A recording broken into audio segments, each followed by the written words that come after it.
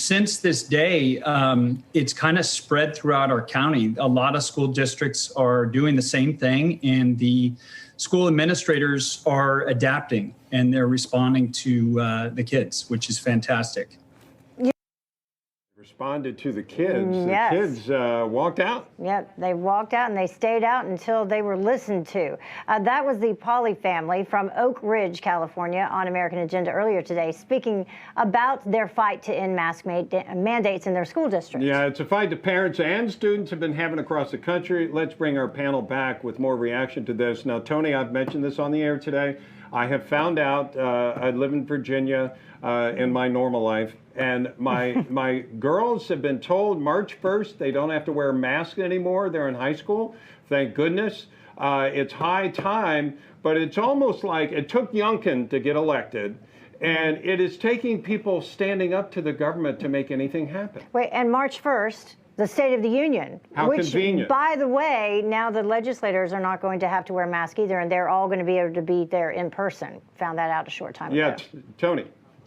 Well, I mean, it is just in time. I'm surprised they didn't do it right before the Super Bowl. Yeah.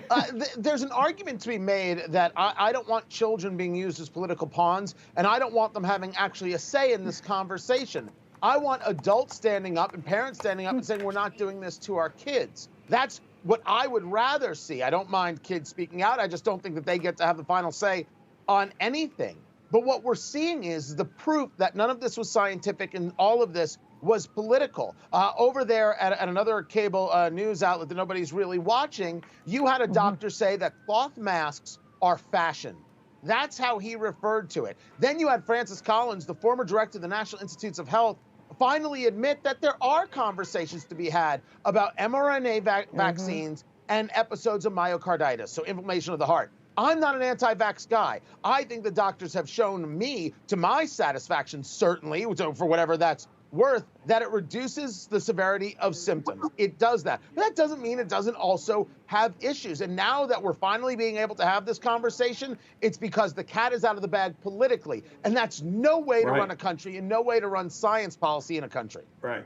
Yeah, Francis Collins, by the way, also becoming Biden's chief science advisor after he just resigned from the NIH.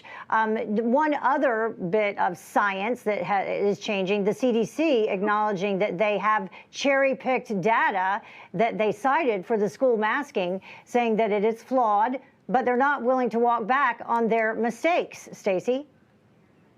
So, you know, they're not willing to walk anything back. And I think the biggest issue for me is that Tony pointed out that the parents need to be the ones making this decision. Parents don't get a say. Parents aren't, you know, just weighing in on those schools. Parents fund the schools. They're the parents of the children, and everyone there works for these parents. So the idea that the mask can't be optional based on what children need. Some children have respiratory issues. They have asthma. They have different things going on, and their doctor might recommend a different protocol for them. These things are not being taken into consideration. So I feel like parents really do need to stop being afraid of these administrators and these teachers and just go in and say, look, we're mask optional because we're the parents and that's what we've decided. And if you don't believe that that's important, then our kids will be at home. And teachers and administrators will respond to that. Here's the problem with that. As good as that sounds, and as much as I'd support you with that, what they would do is they wouldn't let them learn at home. So then you got to start from scratch to try to figure out how to get them, to educate them where they are in their school year. And if they were to say, okay, you have to wear a mask or you're going to school at home, that would be different. But a lot of schools aren't giving that as an option. Well, but I'm not talking about if I can interject here. I was an elected school board member. I actually was appointed and then elected.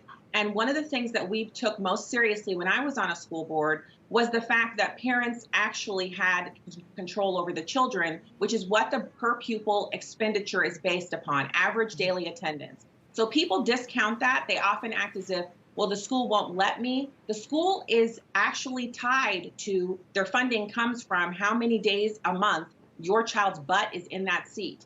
Your child's not there, they don't get the money. So they do listen to that. They were So counting them even when their butts were somewhere else. Yeah. I mean, I would love to agree with that, Stacy. My wife's a teacher, and I've seen this unfold. And what's happening now is the voice is being expressed through people voting to get rid of board members and like that what sort of just thing. happened in San Which Francisco. happened in San Francisco. It's a longer process, at least from my experience. Unfortunately, we're out of time to talk about it, but I have a feeling we're going to be talking about masks again soon. Go ahead, Stacy, 10 seconds. I was just agreeing with you, Okay. but I would take that tactic still. But you're right, Bob. Okay. And you're right, Stacy, and you're right, Tony. And I didn't say it's anything. great. I don't know how I got to be right, but good on me. You're always right. Tony Katz, Stacy Washington, thank you, folks. We'll be back with more after this.